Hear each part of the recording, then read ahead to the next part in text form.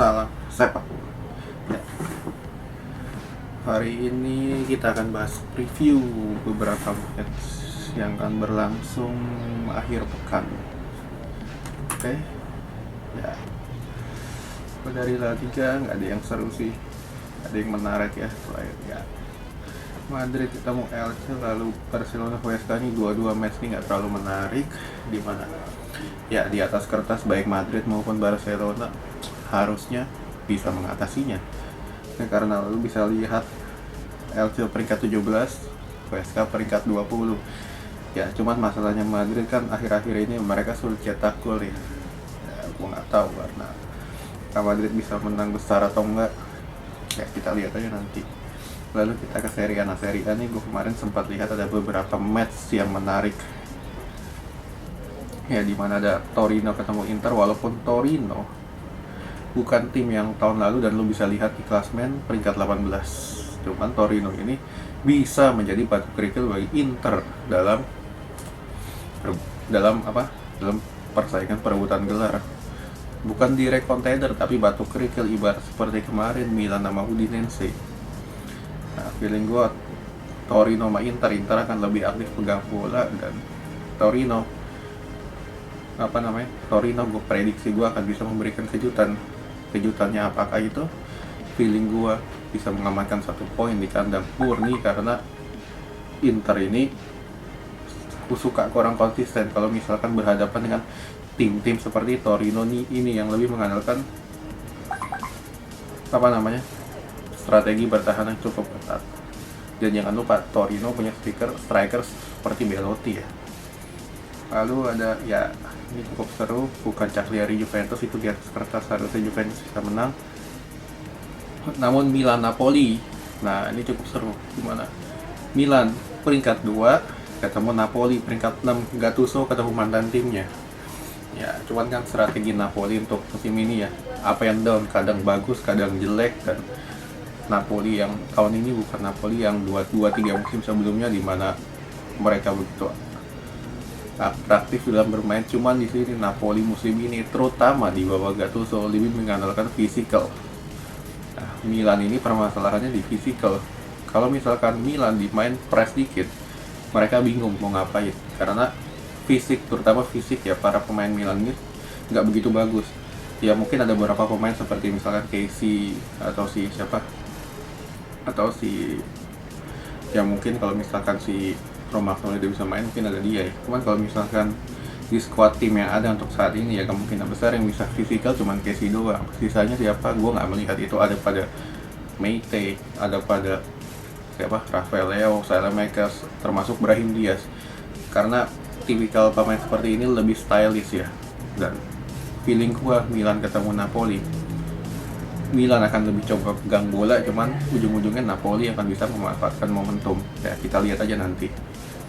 Nah, lalu kita ke IPL ada beberapa partai yang menarik, termasuk ya Leeds ketemu Chelsea ya. Ini cukup menarik, di mana ya sebenarnya gue bukan mau melihat skor antara Leeds ketemu Chelsea, cuman gue mau melihat bagaimana Tuchel meladeni permainan menyerang tim Marcelo Bielsa yang begitu aktif dalam menyerang. Cuman Chelsea ini di match ini harus lebih sabar. Kenapa? Karena Leeds ini kan terlalu asik menyerang, cuman di belakangnya ini timbullah celah. Nah, itulah salah satu kelemahan Leeds, yang kalau misalkan Tuchel jeli, dia akan lebih bisa memanfaatkan momentum itu. Karena gue nggak pernah melihat Leeds ini bermain bertahan. Ya, feeling gue Leeds ketemu Chelsea, harusnya Chelsea bisa ambil 3 angka. Kalau Fulham ketemu City, nah ini Fulham juga menarik nih. Fulham ini di bawah asuhan Scott Parker ya, lumayan karena dia baru promosi juga, dan Fulham ini bermain nggak bertahan loh. Ibarat mereka ini lebih mengandalkan celah-celah kecil untuk bisa mencetak gol, seperti yang mereka lakukan ketika berhadapan dengan Liverpool. Dan gue melihat Fulham ini harusnya bisa memanfaatkan celah yang ditimbulkan oleh City ketika City membangun serangan, karena high defense City ini praktis harusnya bisa dimanfaatkan oleh pemain Fulham dengan begitu mengandalkan direct football dan juga umpan lambung yang selama ini menjadi kelemahan City. gitu. Cuman kalau misalkan Fulham bisa cetak gol atau enggak, prediksi gue Fulham bisa cetak gol. Cuman apakah si Fulham bisa menang? Nah itu masih tanda tanya. Cuman feeling gue harusnya City bisa minimal ambil 3 angka di sini. Oke, lalu kita ke Arsenal ketemu Tottenham. Nah ini sebenarnya bukan big match ya, karena gue sudah bisa memprediksi bagaimana pertandingan yang akan terjadi. Arsenal di bawah asuhan Arteta akan lebih megang bola ketimbang Tottenham asuhan Mourinho. Karena gue kalau melihat partai Spurs ketika melawan anggota Big Six ya, dalam tanda kutip, Arsenal ini kan termasuk Big Six dalam tanda kutip ya, cenderung bermain bertahan. Nah, cenderung bermain bertahan itu gue melihat kalau misalkan Harry Kane di harinya yang begitu bagus, dengan dia lebih mundur ke belakang, menyisakan space di depan antara Son dan Kane, nah itu merupakan salah satu senjata andalan Spurs. Karena ya, Lucas Moura ini bukan merupakan seorang playmaker, namun lebih bermain melebar.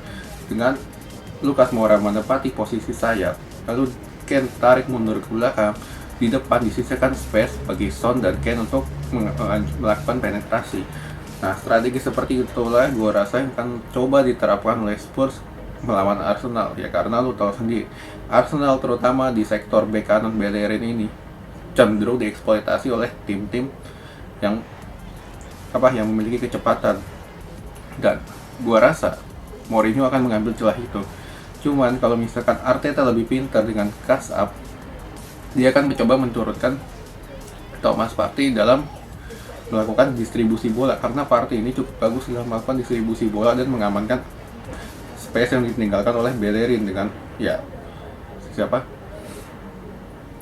si Partey ini melakukan catch up yang cukup bagus ya. Dan feeling gue Arsenal ketemu Tottenham ya, kalau misalkan Arsenal tahu kelemahannya Spurs seperti ya, yang bahayanya dari Spurs ini kan umpan terobosannya ya. Kalau misalkan umpan terobosannya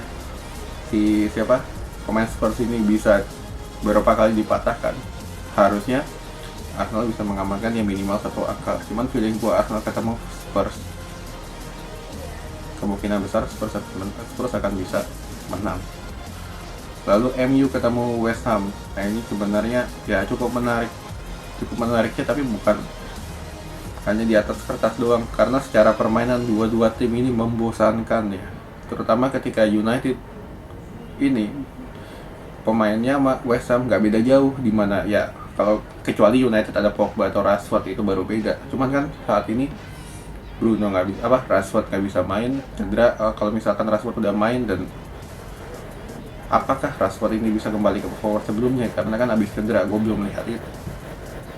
Lalu apakah Pogba sudah balik? Belum juga ya. Kemungkinan besar skuad yang diturunkan nggak beda jauh seperti ketika mereka melawan Milan ya, yang mainnya begitu membosankan, begitu ngantuk, end passingnya jelek, lalu finishingnya juga hancur banget. Begitu juga dengan West Ham yang begitu mainnya pun sama dengan United ya. Feeling gue MU ketemu West Ham ya, kemenangan tipis harusnya bisa diraih United. Lalu Wolverhampton ketemu Liverpool. Nah ini menarik. Wolverhampton musim ini berbeda dengan Wolverhampton musim sebelumnya, di mana di sini mereka lebih dinamis dalam bermain, cuman pertahanannya jelek ya, ibarat mirip Leipzig lah, seperti yang dikalahkan oleh si Liverpool kemarin. Cuman Wolverhampton ini fisikalnya lebih bagus. Nah fisikal ini sekarang menjadi kendala bagi Liverpool. Kenapa?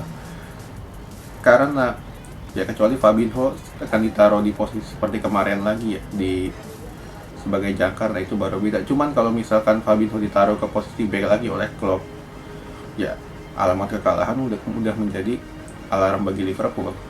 Oke, sekian dulu.